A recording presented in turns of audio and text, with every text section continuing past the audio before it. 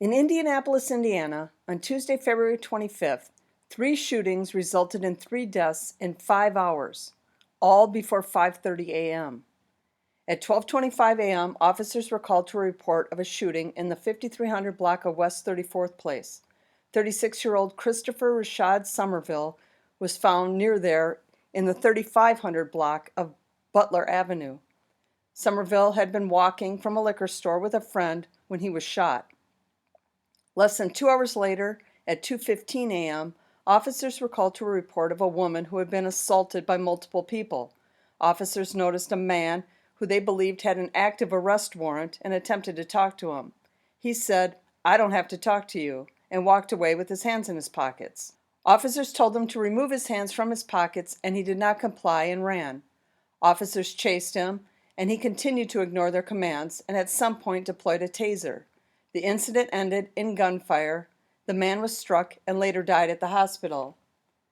This graph shows the officer-involved shootings in Indianapolis going back to 2017.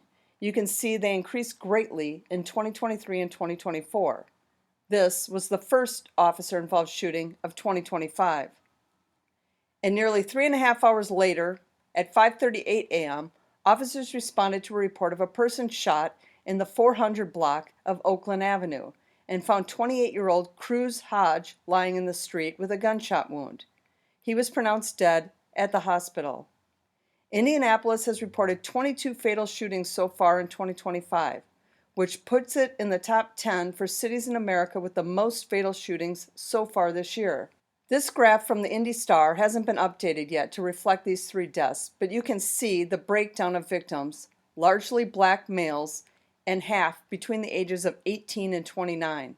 And according to Numio, Indianapolis ranks as the 66th most dangerous city in the world for 2025, higher than our nation's capital, but these 13 U.S. cities ranked even higher. Memphis at number 9, Detroit at 17, Baltimore at 18, Albuquerque at 20, St. Louis at 25, Oakland at 28, New Orleans at 33, Milwaukee at 36, Philly at 39, Chicago at 40, Atlanta at 47, Houston at 51, and San Francisco at 62. These 3 fatal shootings isn't the first time Indy has seen multiple homicides in the same day, but it was the first time this year they saw 3. January 3rd saw 2, as did January 15th and January 25th.